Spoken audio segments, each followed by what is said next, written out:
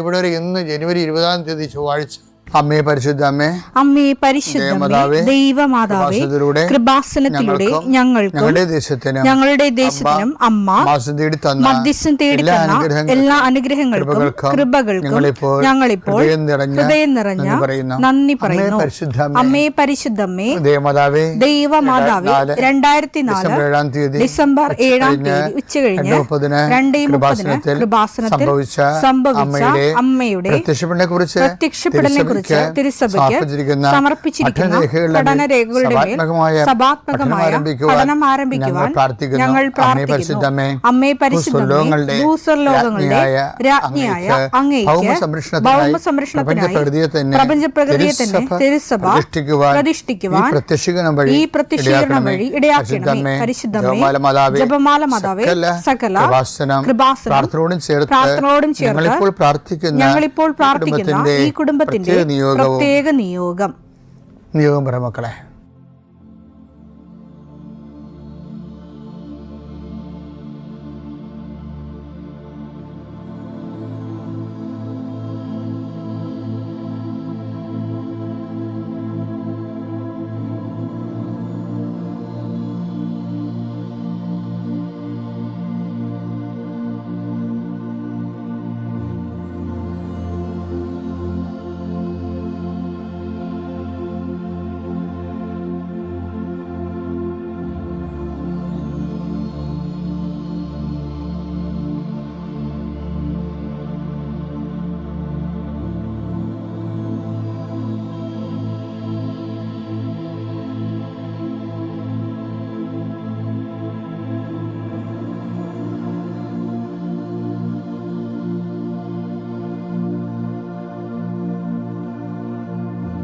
അമ്മയുടെ പ്രത്യക്ഷീകരണത്തിന്റെ ഈ അനുഗ്രഹവേളയിൽ ഞങ്ങൾക്ക് സാധിച്ചു തരുവാൻ കനിയണമേ. ആമേൻ. വിശ്വാസ പ്രമാണം.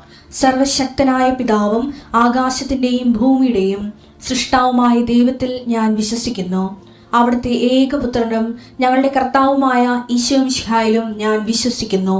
ഈ പുത്രൻ പരിശുദ്ധാത്മാവിനാൽ ഗർഭസ്ഥനായി കന്യകാമറിയത്തിൽ നിന്ന് പിറന്ന് പൊന്തിയോസ് പീലാത്തോസിന്റെ കാലത്ത് പീഡകൾ സഹിച്ച് കുരിശിൽ തറയ്ക്കപ്പെട്ട് മരിച്ച് അടക്കപ്പെട്ട് പാതാളങ്ങളിൽ ഇറങ്ങി മരിച്ചവരുടെ ഇടയിൽ നിന്ന് 3-ാം നാൾ ഉയർത്ത് സ്വർഗത്തിലേക്ക് എഴുന്നള്ളി സർവശക്തിയുള്ള പിതാവായ ദൈവത്തിന്റെ വലതുഭാഗത്തിരിക്കുന്നു.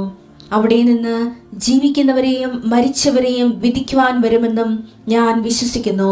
പരിശുദ്ധാത്മാവിലും ഞാൻ വിശ്വസിക്കുന്നു. വിശുദ്ധ കത്തോലിക്കാ സഭയിലും പുണ്യവാന്മാരുടെ ഐക്യത്തിലും പാപങ്ങളുടെ മോചനത്തിലും ശരീരത്തിന്റെ ഉയർപ്പിലും നിത്യമായ ജീവിതത്തിലും ഞാൻ വിശ്വസിക്കുന്നു. ആമേൻ. സ്വർഗ്ഗസ്ഥനായ ഞങ്ങളുടെ പിതാവേ, അങ്ങയുടെ നാമം പൂജിതമാകണമേ. അങ്ങയുടെ രാജ്യം വരണമേ. അങ്ങയുടെ തിരുമനസ് സ്വർഗത്തിലെ പോലെ ഭൂമിയിലും ആകണമേ. അന്നു വേണ്ടുന്ന ആഹാരം ഇന്ന് ഞങ്ങൾക്ക് തരണമേ. ഞങ്ങളോട് തെറ്റ് ചെയ്യുന്നവരോട് ഞങ്ങൾ ക്ഷമിക്കുന്നത് പോലെ ഞങ്ങളുടെ തെറ്റുകൾ ഞങ്ങളോടും ക്ഷമിക്കണമേ. ഞങ്ങളെ പ്രലോഭനത്തിൽ ഉൾപ്പെടുത്തരുതേ, തിന്മയിൽ ഞങ്ങൾ രക്ഷിക്കണമേ. ആമേൻ. നന്മ നിറഞ്ഞ മറിയമേ, സ്വസ്തി. കർത്താവ് അങ്ങയുടെ കൂടെ സ്ത്രീകളിൽ അങ്ങ് അനുഗ്രഹിക്കപ്പെട്ടവളാകുന്നു. അങ്ങയുടെ ഉദരത്തിൻ ഫലമായി ഈശോ അനുഗ്രഹിക്കപ്പെട്ടവനാകുന്നു. പരിശുദ്ധ മറിയമേ, തമ്പുരാന്റെ അമ്മേ, പാപികളായ ഞങ്ങൾക്ക് വേണ്ടി ഇപ്പോഴും ഞങ്ങളുടെ മരണസമയത്തും തമ്പുരാനോട് അപേക്ഷിക്കണമേ. ആമേൻ. കർത്താവേ, നിന്റെ ഉന്നതമായ നാമത്തിന് സ്തോത്രം ചെയ്യുന്നു. കർത്താവേ, നിന്റെ വിശുദ്ധ പൗരോഹിത്യത്തെ മഹത്വപ്പെടുത്തണമേ. കർത്താവേ, സഭയിലുള്ള സാന്നിധ്യം പ്രകടമാക്കണമേ. 40 വർഷം ഞാൻ അർപ്പിച്ച കൃപാനയുടെ യോഗ്യതയാൽ കൃപാസന അൾത്താറെ ജീവനോടെ പ്രത്യക്ഷപ്പെട്ട പരിശുദ്ധ അമ്മയുടെ മാധ്യസ്ഥത്തിലെ കർത്താവ്, ഇന്ന് ഞങ്ങൾ കണ്ടുമുട്ടുന്ന വ്യക്തികൾ, കർത്താവ്, ഞങ്ങൾ ഇന്ന് സംസാരിക്കുന്ന വ്യക്തികൾ, ഞങ്ങൾ ചില പ്രോജക്റ്റുകൾക്ക് വേണ്ടിയും ചില പോംവഴികൾക്ക് വേണ്ടിയും ജീവിതത്തിലെ ചില പ്രയാസങ്ങൾ, സാമ്പത്തിക വിഷയങ്ങളായാലും മറ്റു വിഷയങ്ങളായാലും മാറുന്നതിന് വേണ്ടി സംസാരിക്കാൻ പോകുന്ന വ്യക്തികളിൽ, നിങ്ങൾ സംസാരിക്കാൻ പോകുന്ന വ്യക്തികളിൽ ഇന്ന് പരിശുദ്ധാത്മ നിറയട്ടെ. സഞ്ചാരി മാതാവ്, സമയത്തിനധികമായ പരിശുദ്ധ അമ്മ കൃപാസന മാതാവ് ഇന്ന് നിങ്ങളുടെ കൂടെ യാത്രയാവുകയും നിങ്ങളുടെ കൂടെ വരികയും ചെയ്യട്ടെ. നിങ്ങൾക്ക് സംസാരിച്ച് ഒതുക്കാൻ പറ്റാത്ത വിഷയങ്ങൾ, നിങ്ങൾ സംസാരിച്ച ശരിയാകത്തില്ലെന്ന് തോന്നുന്ന സ്ഥലങ്ങളിൽ കർത്താവ് തന്നെ മറുപക്ഷത്ത് നിന്നുകൊണ്ട് നിങ്ങൾക്ക് അനുകൂലമായ ഒരു സാഹചര്യം ഉണ്ടാക്കിത്തരാൻ കർത്താവിൻ്റെ നാമത്തിൽ ഞാൻ നിങ്ങളെ ആശീർവദിക്കുന്നു. പിതാപുത്രനും പരിശുദ്ധാത്മാസുരസ്വരം നീക്കാം. പ്രിയപ്പെട്ടവരെ, ഈ ബൈബിളിലെ വചനങ്ങളില്ലേ, അതിൻ്റെ ആശയങ്ങൾ എന്ന് പറയുന്നത് ഒരു പ്രക്രിയയും പരിണാമവുമാണ് ശരിക്കും. അപ്പോൾ നമുക്ക് ഏതെങ്കിലും ഒരു വചനം എടുത്തിട്ട് അത് ചുട്ടൂരമായിട്ട് പറയാൻ പറ്റത്തില്ല. ഇപ്പോൾ ഉദാഹരണത്തിന് പാപം നിയമലംഘനമാണ്. ഓക്കെ, അപ്പോൾ നമുക്ക് അതൊരു അടിത്തറയായിട്ട് എടുക്കാൻ പറ്റുക? അടിത്തറയല്ല, അതിനും താഴെ അടിത്തറയുണ്ട്. അതാണ് അതിൻ്റെ റൂട്ടായിട്ടുള്ള, അതായത് അടിസ്ഥാന ശിലകളെന്ന് പറയണത്, വചനത്തിൻ്റെ അടിസ്ഥാന ശിലകൾ. അത് ചിലപ്പോൾ ഒരു അപ്പോസ്തലന്മാർ ഒരു അപ്പോസ്തലൻ പറഞ്ഞത് അത് പൂരിപ്പിക്കപ്പെടുന്നത് വേറൊരു അപ്പോസ്തലൻ്റെ വചനങ്ങളിലൂടെ ആകും. അങ്ങനെ എല്ലാം അങ്ങനെയാണെന്ന് പറയുകയല്ല, നമ്മളിങ്ങനെ ഫലത്തിൽ അങ്ങനെ കണ്ടുവരുന്നുണ്ട്. ഉദാഹരണത്തിന് ഇപ്പം പാപം നിയമലംഘനമാണ്. 1 യോഹന്നാൻ 3:4 പാപം ചെയ്യുന്നവൻ നിയമം ലംഘിക്കുന്നു. പാപം നിയമലംഘനമാണ്. അപ്പോൾ പാപം നമുക്ക് ബേസിക്കായിട്ട് ഇതിപ്പോൾ ഒത്തിരി മേഖലകളിൽ ഈ വിഷയം ടോക്കായിട്ടുണ്ട്. ആൾക്കാർ ബൈബിൾ പ്രഘോഷകർ ഈ വിഷയം കോട്ട് ചെയ്യും. പക്ഷെ വേറൊരു ചോദ്യം വരണതേ, എന്തുകൊണ്ടാണ് നിയമം ലംഘിക്കുന്നത്? ആരുടെ നിയമമാണ് ലംഘിക്കുന്നത്? ഒന്ന്, ആരുടെ നിയമമാണ് ലംഘിക്കണത്? ദൈവത്തിൻ്റെ നിയമങ്ങളാണ് ലംഘിക്കണത്. എന്തുകൊണ്ടാണ് ദൈവത്തിൻ്റെ നിയമങ്ങൾ ലംഘിക്കണത്? അതിനൊറ്റ കാരണമേ ഉള്ളൂ, ദൈവത്തെ അംഗീകരിക്കണത് പോരായ്മയെ കരുതണമുണ്ടാണ്. റോമ 1:28. അപ്പൊ റോമ 1:28 ദൈവത്തെ അംഗീകരിക്കുന്നത് പോരായ്മയായി അവർ കരുതിയത് നിമിത്തം അധമ വികാരത്തിനും, അത് പിന്നെ അധവികാരങ്ങൾക്കും അനുചിത പ്രവർത്തികൾക്കും അത് പാപത്തിലേക്ക് വിട്ടുകൊടുത്തെന്നാ പറയണം. അതിൻ്റെ വിഷയം എന്ന് വെച്ചാൽ, എന്തുകൊണ്ടാണ് പാപം നിയമലംഘനമാണ്? നമ്മുടെ ചോദ്യം എന്താണ്? എന്തുകൊണ്ടാണ് പാപം നിയമം ലംഘിക്കുന്നത്? അതെന്തുകൊണ്ടാണ്? ദൈവത്തെ അംഗീകരിക്കുന്നത് പോരായ്മയായി കരുതണകൊണ്ടാണ്. പിന്നെ ദൈവത്തെ എന്തുകൊണ്ടാണ് അംഗീകരിക്കുന്നത് പോരായ്മയായി കരുതണത്? ദൈവത്തെക്കാൾ വലിയ ദൈവമായിട്ട് വേറെ ആരെയോ കരുതണകൊണ്ടാണ്. അതുകൊണ്ടാണ് നിന്റെ കർത്താവ് ദൈവം ഞാനാകുന്നുവെന്ന് നമ്മൾ ഈ പന്തിയിൽ തന്നെ ഈ ദിവസം കേട്ടിട്ടില്ലേ? ഈ നമ്മുടെ കൂടെയുള്ള അപര ദൈവങ്ങൾ ആണ് ശരിക്കും പറഞ്ഞാൽ നമ്മളെ ഈ മുമ്പ് പറഞ്ഞതുപോലെ ദൈവത്തെ അംഗീകരിക്കാൻ ബുദ്ധിമുട്ടുള്ള ആൾക്കാരുടെ നമ്മളെ മാറ്റണത്. അങ്ങനെയാണ് നിയമത്തെ നമ്മൾ ലംഘിച്ച് വരണത്. അപ്പോൾ ബേസിക്കായിട്ട് എന്താ വിഷയം? അപര ദൈവമാണ് വിഷയം. പക്ഷേ ദൈവത്തിനേക്കാൾ പ്രാധാന്യം നമ്മൾ വ്യക്തികൾക്ക് കൊടുക്കും ചിലപ്പോൾ. ഇപ്പോൾ ദൈവത്തേക്കാൾ പ്രാധാന്യമോ ആ ദൈവത്തിലുള്ള വിശ്വാസത്തേക്കാൾ പ്രാധാന്യമോ വേറെ വ്യക്തികൾക്ക് കൊടുക്കും. അപ്പോഴും സ്വാഭാവികമായിട്ട് നിയമലംഘനം വരും. ഈ വിശ്വാസം അറിയാതെയൊക്കെ വിവാഹം കഴിക്കുമ്പോൾ ഉണ്ടാകുന്ന പ്രശ്നങ്ങളതാണ്. വിശ്വാസം അറിയാതെ ഇപ്പം നമ്മൾ ഒരു വിശ്വാസത്തിന് കല്യാണം കഴിച്ചു.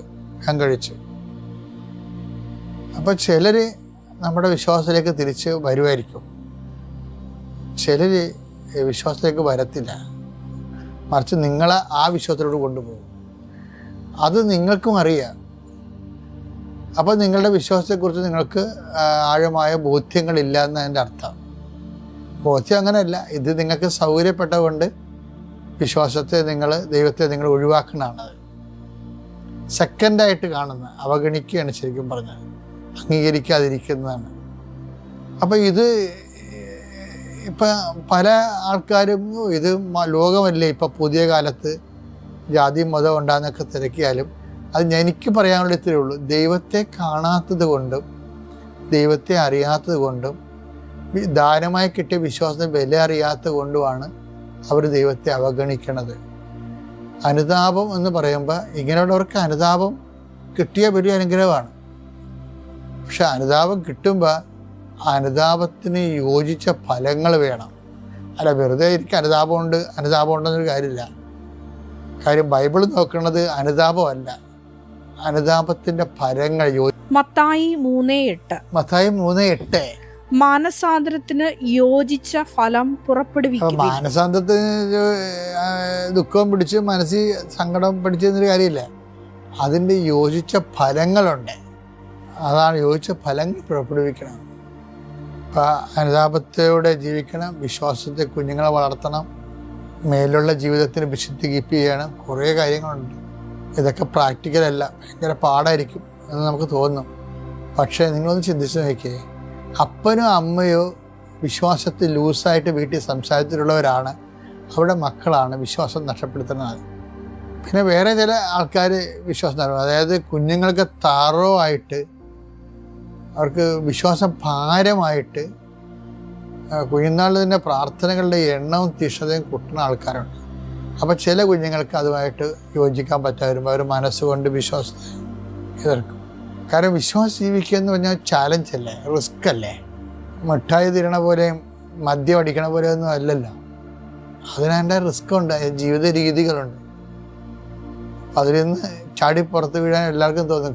ക്ലാസ് ഇല്ലാത്തപ്പോൾ ചില ദിവസങ്ങൾ ഇൻ്റർവെല്ലിനെ കഴിഞ്ഞ് ക്ലാസ് ഇല്ലെന്ന് പറയത്തില്ല. ഈ ടൈമിന് അടുത്ത പീരീഡ് ഇല്ലെന്ന് പറഞ്ഞുകൊണ്ട് പറയുമ്പോൾ പിള്ളേർ എന്ത് ആഹ്ലാദത്തോടെയാണ് ചാടിപ്പുറത്ത് വീഴുന്നത്.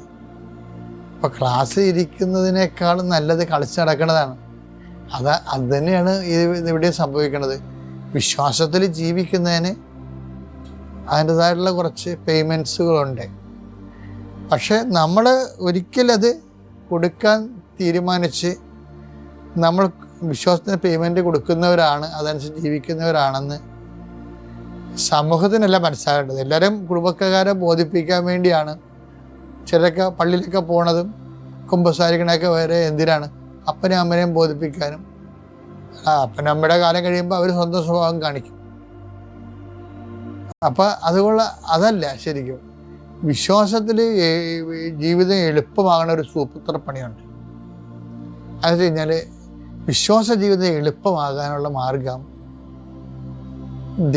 ഈ നാട്ടുകാരെയും വീട്ടുകാരെയും ബോധിപ്പിക്കുന്നതിനേക്കാൾ ഉപരി നമ്മൾ വിശ്വാസിയാണ് ജീവിക്കണമെന്ന് ദൈവത്തെ ബോധിപ്പിച്ചാൽ മതി.